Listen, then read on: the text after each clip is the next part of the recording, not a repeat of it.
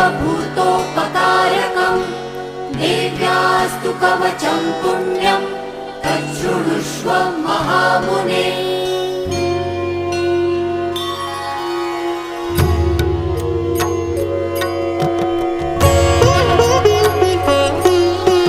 प्रथमं शैलपुत्री च द्वितीयं ब्रह्मचारिणी तृतीयं चन्द्रघण्टेति कूष्माण्डेति चतुर्थकम् पञ्चमं स्कन्दमातेति षष्ठं कात्यायनी